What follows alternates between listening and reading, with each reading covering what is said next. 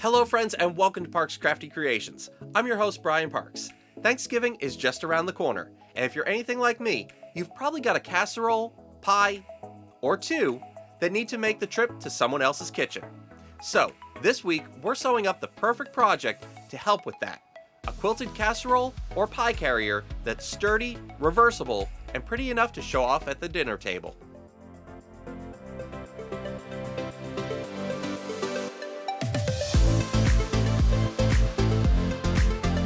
Before we jump in, if you enjoy this content, be sure to give us a like down below, as it really does help out the channel. Do it now please. If you're new to our channel, don't forget to subscribe and ring that notification bell icon so you'll always be notified whenever a new video drops. And hey, if you love what we do here, be sure to share us with your friends. Now that the housekeeping is out of the way, let's jump in. I was gifted this casserole and pie carrier years ago as a gift for Christmas from my mom and dad. And I use it all the time whenever I need to transport something that needs to stay hot or cold. And the other day, I couldn't help but think this would be a great project to share with all of you. So, grab your favorite fabrics and let's get started. Here's what we're going to need for this project. About 1.5 yards of cotton fabric, 2 21-inch squares of quilt batting or thermal Insulbrite, a bit of fusible interfacing for the handles. If you have some fusible foam interfacing, even better, but mid-weight to heavyweight interfacing will work just fine too. 2 2-inch D-rings for the strap attachments. If you can, you'll want solid D-rings for this, so they can't bend apart. But if you can't get a hold of something completely solid, make sure you buy something pretty heavy duty, since these will be bearing some weight and we don't want these to fail on you. And of course, your standard sewing supplies. Coordinating thread, rotary cutter, scissors, pins or clips, etc. We'll start by cutting our materials to size. We'll need 2 21-inch wide squares of cotton fabric, 2 squares of Insulbrite or cotton batting, a strip of cotton fabric 7 inches wide by 21 inches long, and a strip of interfacing 21 inches long by 1.5 inches wide.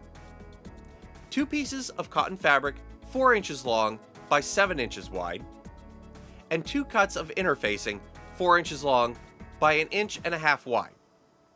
We'll also need 2 strips of fabric 2.5 inches wide by the width of your fabric. Now that we have our pieces cut, we'll start assembling our quilt sandwich. If you watched my hot pad video, this is similar to that, but on a much larger scale. If you haven't seen that video, I'll put a link up in the corner of this video and down in the description so you can check it out. With our pieces assembled, fabric, 2 layers of batting or Insulbrite, and another layer of fabric, smooth everything out flat and pin it in place. This helps prevent shifting while you quilt. Now, we're going to quilt our layers together. You can make it as simple or as elaborate as you like. I'll be making a grid of 2-inch squares so nothing shifts around inside. Now's the perfect time to break out your walking foot to keep your layers from shifting as you're quilting. Here's my method. Take your ruler and fabric marking pen or tailor's chalk and draw a diagonal line across the entire piece.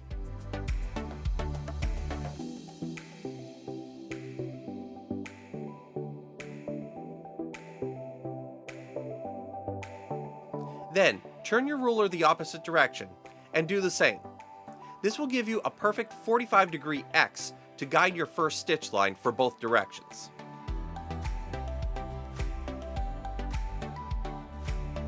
Then, I'll use my quilt guide on my walking foot to keep the rows of stitches even and form my grid.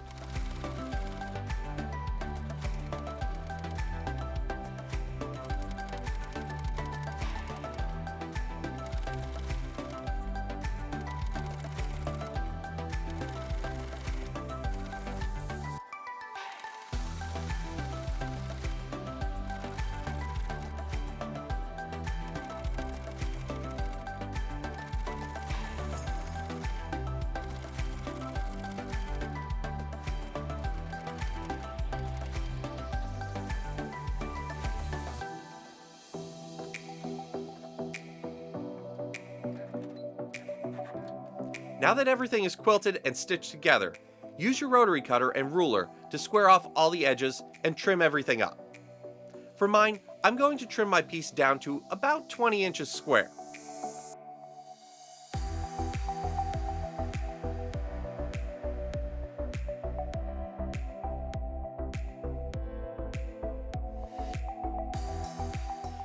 let's make the strap.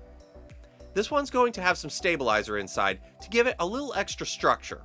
It feels sturdier and just makes the whole carrier easier to lift.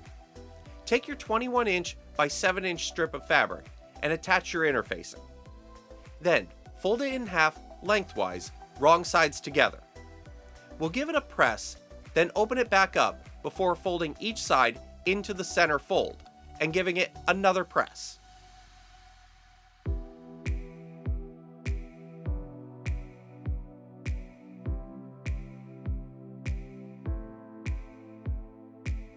Then, top stitch close to both long edges to lock everything into place.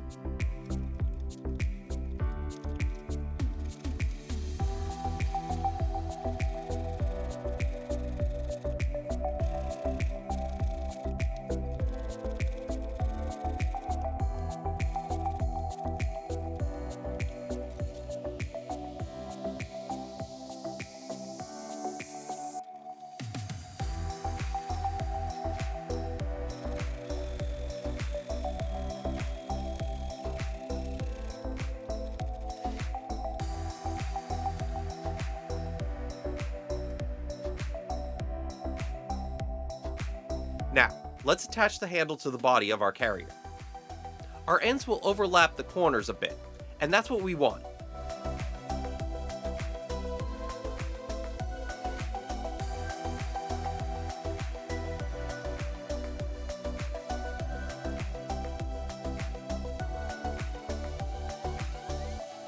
We'll stitch around the corner edges.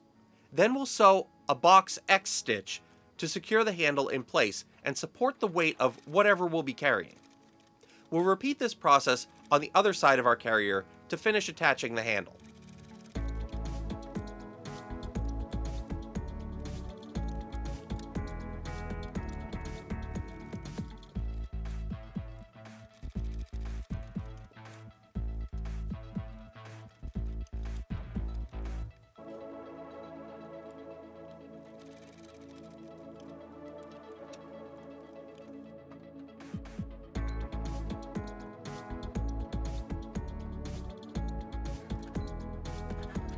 Next, let's attach the D-rings. Start by fusing your two 4 by 1.5 inch pieces of interfacing to the 4 by 7 inch pieces of fabric. Now, let's attach our pieces the same way we did our handle.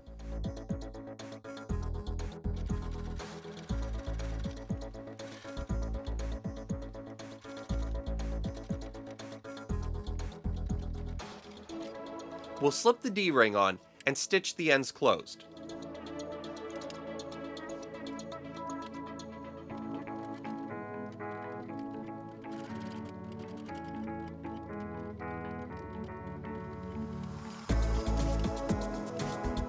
Then, turn our fabric loop right sides out so the ends are inside and attach our D-rings to the carrier body by stitching around the corner edges. Then, with a box X stitch in opposing corners.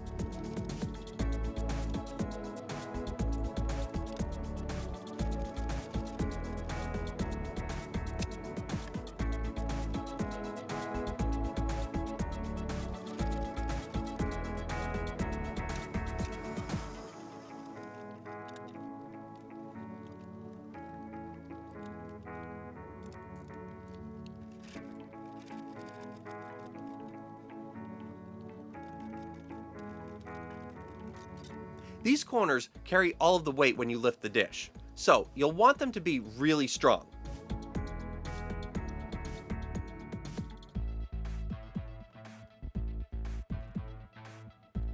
We'll finish off our carrier by adding a binding to enclose the raw edges.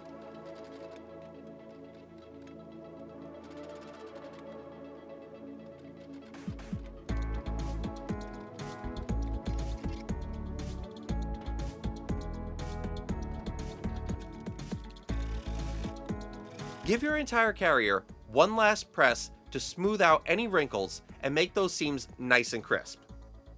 Check your stitching all the way around, especially at those corners. Those reinforced areas should feel really sturdy and structured. And now you're ready to test it out. Place your casserole dish or pie plate in the center.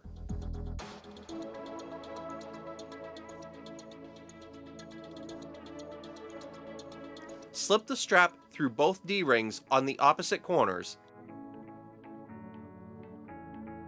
and lift. It should feel comfortable, stable, and easy to carry.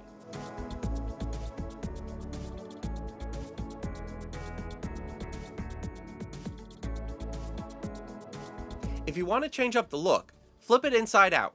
It's completely reversible. You can have a fun, seasonal print on one side and a neutral fabric on the other. And that's it! Your quilted, reversible casserole or pie carrier with reinforced D-ring handles. It's functional, beautiful, and makes such a thoughtful handmade gift, especially for the holidays. Thanks so much for sewing with me today. If you enjoyed this project, please give it a thumbs up down below, as it really does help out our channel. And if you're new to our channel, don't forget to subscribe and ring that notification bell icon so you won't miss out on our upcoming videos. I've been Brian Parks for Parks Crafty Creations. Happy sewing, and we'll see you next time.